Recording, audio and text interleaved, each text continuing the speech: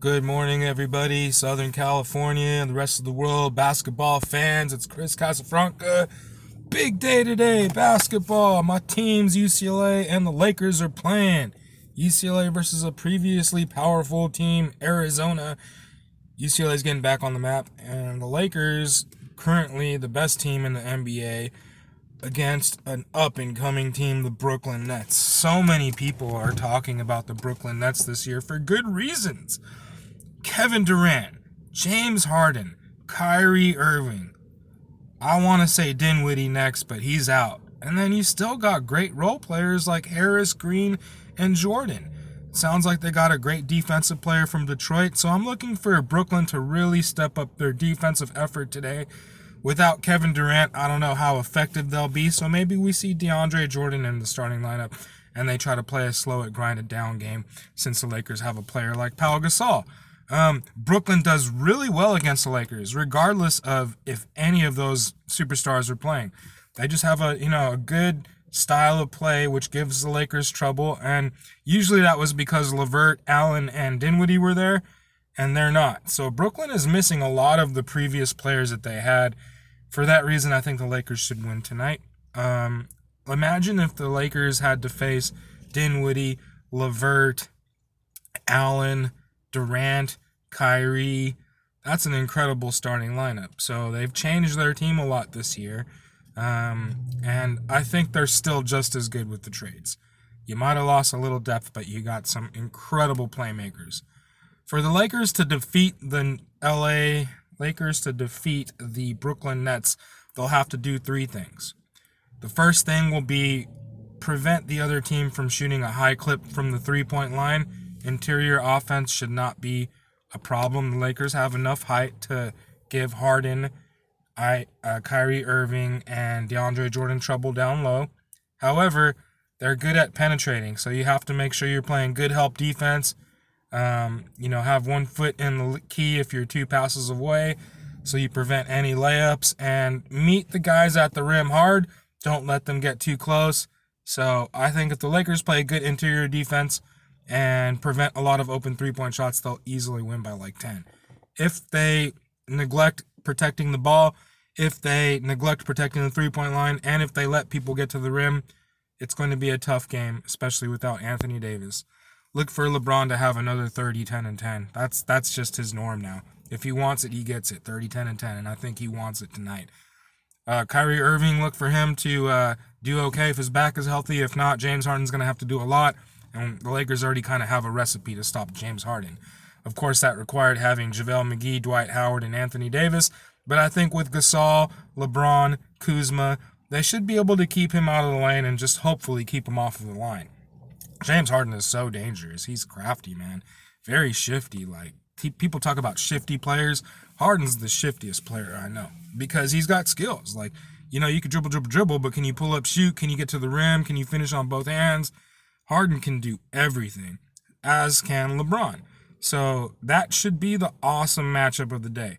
Kyrie, you're not as good as Harden. KD, you're not there. AD, you're not there. So look for Harden and LeBron to be an offensive showcase and entertain the fans that are at home because there won't be any in the crowd. Okay, UCLA against Arizona, man. UCLA is starting to struggle a little bit. They're not as healthy as they were. Riley came back, didn't do so well his last game, even though they pulled out the victory. The game before, he might have fouled out. So, yeah, those new guys that came in that should be freshmen or seniors in high school but are freshmen now, we need those guys in the interior to step up for UCLA. And I love Johnny Juzang. Don't be afraid to shoot the ball. It's going to be tough with that defensive commitment to shoot a high percentage clip. But if you play great defense and you can knock down some shots, you'll be in the NBA, kid. I see a couple of maybe 3 NBA players on this UCLA team, which means they have a chance for a national championship. With Mick Cronin committing them to the defensive principles, athletically, I think they have enough. And defensively, they definitely do. So look for UCLA to come out aggressive defensively, probably give up very few points in the first half. And maybe Arizona will make adjustments, but UCLA should win. The Lakers should win. I'm always picking them. So look for a defensive slugfest in both games. And I really, really, really hope that we get entertained today. I'm going to touch a little bit on the Dodgers. Okay, so the Dodgers should have reported yesterday or today. Pretty deep on the pitching staff. That's like their main thing that you could always, say about the Dodgers. So I heard number 7 is Price. He didn't even play last year. He's gone. There's always an argument about 1, 2, 3, 4, 5. So we'll stick with Buehler, right? Trevor Bauer should probably be up there too. Kershaw and Urias are like my 3 and 4, and then you got May and Gosselin 5, 6, which means that, David Price, you have to get something for that. You lost a lot of hitters this year, and the Dodgers like depth offensively. So, let's see what they do on the offensive side for trades. They did get some guys that they didn't play too much last year, like Rios, Taylor. So you could see a lot more from them, and, Turner's back. So on the whole lineup, it's pretty solid. Like, there's no gaps that need to be filled. They're all back. You got Smith at, catcher, probably Muncy at first. Second base, I think we could put Taylor there now. Seager's at short, Turner's at third.